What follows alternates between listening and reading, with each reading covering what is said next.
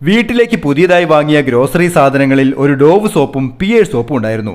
പതിവായി കണ്ട് അവർ പരിചയത്തിലായി. പാതിരാത്രി വരെ പലതും പറഞ്ഞിരുന്ന് പതിയെ അവർ പ്രണയത്തിലുമായി. ഇഷ്ടത്തിലാണെന്ന് തുറന്നു പറയാൻ ഇരുവരും കാത്തിരുന്നു. പക്ഷേ നേരം വെളുത്തതും ബാത്റൂമിലെ സോപ്പ് തീർന്നപ്പോൾ ഇച്ചായൻ പിയേഴ്സ് സോപ്പിനെ എടുത്തുകൊണ്ട് പോയി. ഇനി ഒരിക്കലും കാണില്ലല്ലോ എന്നോർത്ത് രണ്ടുപേരും പൊട്ടിക്കരഞ്ഞു. ആകെ തകർന്നു പോയ ഡോവ് സോപ്പിനെ അടുത്തിരുന്ന ചന്ദനത്തിരി പ്രാർത്ഥനയിലൂടെ ചേർത്ത് നിർത്തി. എന്റെ പ്രാർത്ഥന നിനക്ക് വേണ്ടിയാണ്, നിന്റെ പ്രണയം വെറുതെയാകില്ല. ബാത്റൂമിൽ ഇച്ചായൻ പിയേഴ്സ് സോപ്പിനെ തേച്ചു കുളിക്കുമ്പോൾ അന്യപുരുഷന്റെ മേത്ത് പതഞ്ഞു തീരാനുള്ളതാണല്ലോ തന്റെ ജീവിതം എന്നോർത്ത് അവളുടെ മനമൊരുകി. ദിവസങ്ങൾ കഴിയുന്തോറും അവളുടെ സൗന്ദര്യം നഷ്ടപ്പെട്ട് മെലിഞ്ഞുണങ്ങി കോലം കെട്ടു. പിയേഴ്സ് സോപ്പ് തീരാറായപ്പോൾ ഇച്ചായൻ ഡോവ് സോപ്പിനെ എടുത്തുകൊണ്ട് വന്നു. വിരൂപയായ പിയേഴ്സ് സോപ്പിനെ കണ്ട് ഡോവിന്റെ ചങ്ക് തകർന്നു. ഇച്ചായൻ കുളി കഴിഞ്ഞ് പോകുമ്പോൾ തന്റെ നനഞ്ഞ നെഞ്ചിലേക്ക് അവൻ അവളെ പ്രണയത്തോടെ ചേർത്ത് കിടത്തി.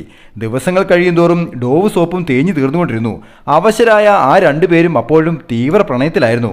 ഏത് നിമിഷവും വലിച്ചെറിയപ്പെടാം എന്ന് തിരിച്ചറിഞ്ഞപ്പോൾ അവൻ അവളോട് പറഞ്ഞു, എനിക്കൊരു സുഹൃത്തുണ്ടായിരുന്നു, ഒരു നാൾ നമ്മൾ ഒന്നിക്കുമെന്ന് അവൻ എന്നും പറയുമായിരുന്നു. പിറ്റേ ദിവസം കുളിക്കാൻ പുതിയ സോപ്പ് ഇല്ലാതിരുന്ന അച്ചായൻ ഒരു പണിയൊപ്പിച്ചു. മെലിഞ്ഞൊട്ടിയ ഡോവ് സോപ്പിനെയും പിയേഴ്സ് സോപ്പിനെയും ചേർത്തൊട്ടിച്ച് തേച്ചു കുളിച്ചു.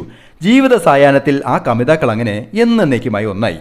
മറ്റൊരിടത്ത് അവരെ ഒന്നിച്ചു കാണാനായി അത്രയ്ക്ക് ആഗ്രഹിച്ച് മുട്ടിപ്പായി പ്രാർത്ഥിച്ച് സ്വയം കത്തിത്തീർന്നുകൊണ്ടിരുന്ന ചന്ദനത്തിരിയെ പക്ഷേ ആരും കണ്ടതേയില്ല.